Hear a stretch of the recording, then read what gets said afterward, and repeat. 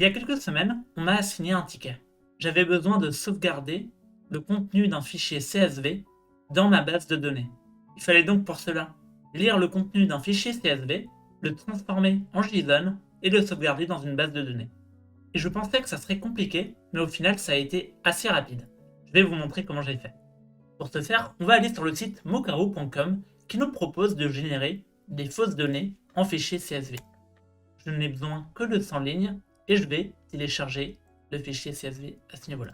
Je vais créer un nouveau dossier qu'on va appeler CSV to JSON et je vais aller dedans et l'ouvrir dans VS Code. Je peux tout de suite drag and drop mon fichier CSV à l'intérieur et on peut voir que j'ai effectivement une colonne ID, name, last name et email. Maintenant, je vais créer un fichier index.js. Dans ce fichier, je vais noter un commentaire, to do, lire le fichier CSV et transformer chaque ligne en JSON. Pour cela, je vais ouvrir mon terminal et je vais instancier un nouveau projet Node avec un npm init-y, ce qui me crée un package.json dans lequel je vais rajouter l'instruction type :module. Je retourne maintenant dans mon fichier index et je vais exporter une méthode que je vais appeler readCSVFile qui va effectuer un console log de hello world juste pour s'assurer que ça fonctionne. Dans mon terminal, je vais appeler mon fichier node index.js et j'ai bien mon hello world. Du coup, cette méthode fonctionne.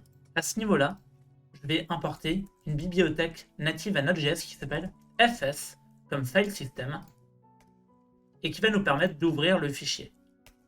Je vais donc créer une variable qui s'appelle filepath et qui va me permettre de sauvegarder le chemin vers le fichier mockdata.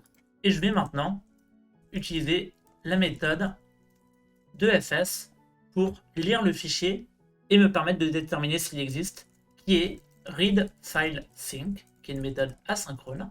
Et je vais tout de suite mettre une condition. Si le fichier n'existe pas, alors je renvoie une erreur de type le fichier filepath n'existe pas. Sinon, je veux console logger le fichier. Si je relance ma commande node index.js dans le terminal, on peut voir que j'ai mon hello world et mon buffer, ce qui signifie tout simplement que le fichier existe. Maintenant, on va pouvoir passer à l'action. Pour cela, je vais installer une librairie qui s'appelle CSV Parser sur Node.js, sur npm, et je vais l'installer tout de suite avec un npmi de CSV Parser, et je vais l'importer dans mon fichier avec la méthode parser de CSV Parser. Et on peut voir sur la documentation qu'il donne un exemple de l'utilisation de ce fichier. Et on peut voir qu'ils utilisent la librairie fs, donc file system, qu'on a utilisé. Donc je vais copier ce code et le coller dans mon fichier. Je vais remplacer le chemin de l'exemple par filepath. Et je vais remplacer CSV par parser. À ce niveau-là, on se rend compte que pour chaque ligne, donc la data représente une ligne dans mon CSV, je vais la renommer en ligne, une fonction de callback qui va push dans un tableau result notre ligne. Donc à la fin du parcours de ce fichier CSV, on effectue un console log. Je vais donc instancier mon tableau results et je vais relancer ma commande node index.js. Et je peux voir que j'ai mon tableau. On peut tout de suite s'arrêter là. Nous avons terminé avec notre ticket qui était de transformer le fichier CSV en JSON.